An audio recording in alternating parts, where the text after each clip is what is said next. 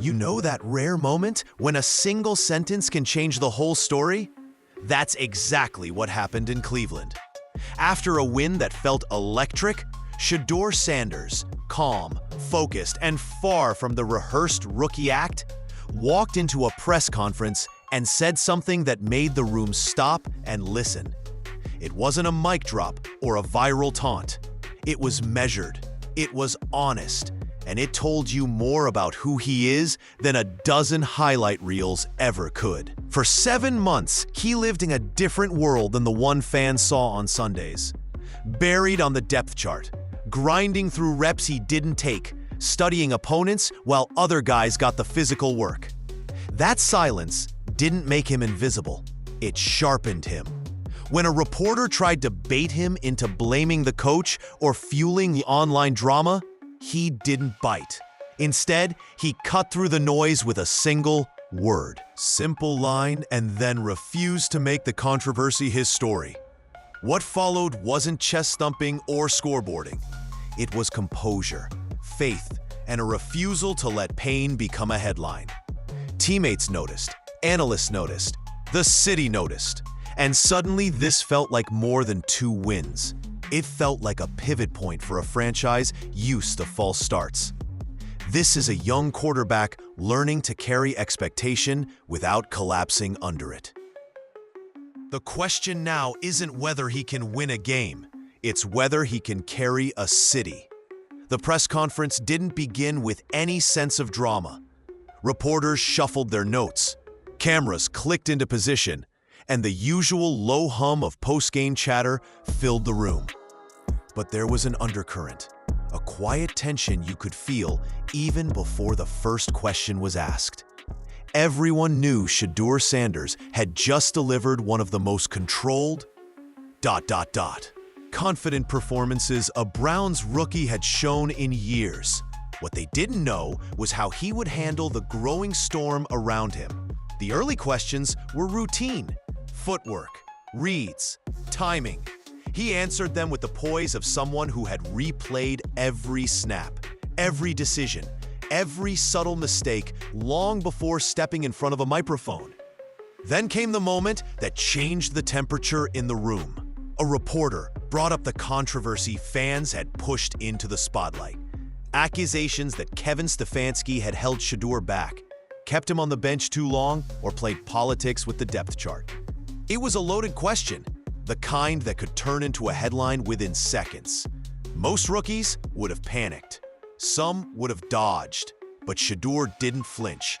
He leaned forward slightly, locked eyes with the reporter, and delivered a line that detonated across social media. "So you just want to start trouble, huh?" It wasn't angry, it wasn't defensive, it was controlled, sharp enough to stop the narrative, but calm enough to show he wasn't rattled. The room shifted. Reporters who expected him to fold into a PR-friendly script suddenly realized he wasn't playing that game. He acknowledged the noise without feeding it. He refused to weaponize the rumor mill. And he didn't throw his coach under the bus, even though he had the perfect chance to do it. But what made that moment hit harder was what came next. He didn't posture, didn't brag, didn't act like he'd won something bigger than a football game. Instead, he centered himself, stayed measured, and moved on. In a league where rookies often crumble under the spotlight, Shedeur did the opposite. He stabilized himself in it. And that was the instant Cleveland realized this wasn't just another young quarterback trying to survive a tough market. This was someone ready to take control of his own story. Before Shedeur Sanders stepped into that press room as the talk of the league, he lived through a stretch of months that most fans never noticed, and that he clearly still doesn't like revisiting. His rise to the starting role felt sudden to outsiders, but nothing about it was sudden for him. It was the product of frustration, patience, silent nights, and a level of preparation that doesn't usually come from a rookie buried on a depth chart. When he arrived in Cleveland, he wasn't treated like a savior. He wasn't handed the offense. He wasn't even guaranteed meaningful reps. He was just another young quarterback trying to carve out space in a building full of veterans and expectations. While fans debated his potential from afar, he was living the reality. Limited practice snaps, long days in the film room, and a constant need to prove himself without ever touching the field on Sundays. And that's where the 7-month wait he mentioned comes in. He didn't say much about it, but the implication was loud. Something about that stretch wasn't easy. Maybe it was the political side of roster decisions. Maybe it was watching other quarterbacks run an offense he believed he could elevate. Maybe it was the simple frustration of waiting. Waiting for a break, waiting for trust, waiting for a moment that never seemed to arrive. But instead of complaining, he studied. Even when he wasn't the one taking reps, he was locked in, watching defensive disguises, memorizing tendencies, calculating timing with receivers he barely got to throw to. Coaches noticed, teammates noticed, and by the time injuries pushed him into the starting spot, he wasn't just filling in, he was ready. So when he finally got that first start, and then that first win, the suddenness wasn't sudden at all. It was the result of everything he'd been doing when nobody was watching. That's why players talk about him differently. That's why coaches trust him faster than expected. And that's why that press conference carried a weight beyond the words, because you could tell there was a whole chapter of struggle he wasn't willing to unpack publicly. Whatever happened in those 7 months shaped him. And now the football world is seeing the version he built in silence. Long before Shedeur Sanders took the podium, the noise outside the Browns facility had already reached a boiling point. It didn't come from insiders or coaches. It came from fans, podcasts, commentators, and social media accounts that had turned his situation into one of the loudest debates of the season. And like most online storms, it grew fast, messy, and fueled by speculation rather than confirmed facts. Rumors began circulating that Shedeur wasn't just competing for a job. He was fighting against something bigger. Some fans claimed Kevin Stefanski had held him back. Others insisted the rookie had earned the starting spot weeks ago, but wasn't given a fair shot. A few posts even went as far as suggesting the decision-making was influenced by politics inside the building. None of these claims had solid evidence behind them, but that didn't stop the narratives from spreading. In fact, the lack of clarity only poured gasoline on the fire. Then came the game ball controversy, another unverified storyline that exploded online. When a veteran reportedly received a game ball after the win, thousands of comments questioned why Shedeur didn't get one. People clicked sideline shots, froze expressions, and tried to interpret body language like detectives piecing together a conspiracy. Fans created their own conclusions, stitching together moments as if they were proof of tension between quarterback and coach. The noise didn't stay local either. Bigger voices weighed in. Former players, analysts, podcast hosts, even influencers outside the football world. Some defended Stefanski. Others pushed the idea that Shedeur was saving the coach's job. No one agreed, but everyone had an angle, and the conversation became unavoidable. But the most interesting part wasn't the speculation. It was Shedeur's refusal to validate any of it. He didn't hint that he was mistreated. He didn't let the rumors become his storyline. And he certainly didn't use the press conference as a place to take shots at anyone. Instead, he handled every loaded question with controlled distance, acknowledging the noise without adding heat to it. In a league where a single angry quote can dominate headlines for weeks, Shedeur chose discipline over drama, and that choice said more about him than any rumor ever could. What made Shedeur's press conference so powerful wasn't just the viral clapback. It was everything he said after the room fell silent. Once the tension settled, you could hear something deeper in his voice, a mix of relief, discipline, and a level of maturity you don't normally find in someone at the start of their NFL journey. This wasn't a kid trying to sound polished. This was someone choosing his words with intention. guarding certain parts of his story while letting just enough truth leak through to show how much he had endured. One reporter asked the question everyone was quietly thinking. Were the past 7 months harder than you let the public see? It was the kind of question that could have opened the door to finger-pointing or emotional venting. But Shedeur didn't do either. Instead, he leaned on something personal and steady. First and foremost, I got God. I don't like looking back at the past or how I was feeling in that moment. That line landed like a weight. He didn't deny the struggle. He didn't claim things were exaggerated. He simply refused to reopen wounds for the sake of a headline. You could tell there was real emotion behind it. Real frustration, real patience, real battles that he kept strictly private. It wasn't a dismissal, it was a boundary. Then he shifted the conversation to belief. Not ego, not bravado, belief. The reason I'm confident is because the guys believe, he said. And that's when it became clear why the locker room gravitates toward him. He framed his confidence not as something he created alone, but something that grew from the trust of teammates who fought beside him. That kind of humility is rare in a league driven by individual branding. Even marteling was his comment about never getting comfortable. He spoke about how fast opportunities can disappear, how careers can shift overnight, how nothing in football stays guaranteed. That's not a rookie mindset. That's someone who's already seen what this league can do to players who relax for even a moment. In that one press conference, he didn't just answer questions. He revealed the mentality of someone who isn't playing to prove he belongs. He's playing to set a new standard. If you really want to understand why people inside the Browns facility are starting to look at Shedeur differently, you can't just watch the touchdowns.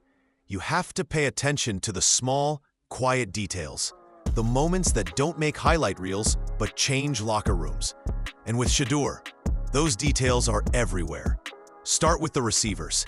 The timing on routes hasn't just improved, it's sharpened. You can see the trust forming in real time. Players like Harold run their routes differently when Shedeur is under center. They burst out of their breaks faster, fight for extra yards, and play with the confidence that the ball is going to be exactly where it needs to be. That early touchdown wasn't luck. It was chemistry built through hours of studying their tendencies, knowing when each guy accelerates, and understanding how to place the ball so they can keep running. That sparks belief, not just in the quarterback, but in the entire offense. Then there's the offensive line. The QB-center relationship is one of the most overlooked parts of football, but it's one of the most important. And the way Shedeur talks about Ethan shows how quickly that connection is forming. Cadence, snap timing, defensive identification. These are details that rookies rarely master early, yet Shedeur handles them like someone who's been running the offense for years. When he says Ethan makes life easier, it isn't flattery. It's respect, the kind that strengthens an entire unit. Even the run game is shifting around him. Dylan Sampson's numbers may not have popped early, but Shedeur made sure to highlight his mindset, his energy, his consistency. That matters. When a quarterback publicly lifts the players around him, morale rises, effort rises, the locker room tightens. Leaders know this instinctively, and Shedeur is already behaving like one. But the most telling sign is how the team responds to adversity. When pressure comes, when the pocket shrinks, when defensive disguises get tricky, the offense doesn't panic. They adjust, communicate, reset.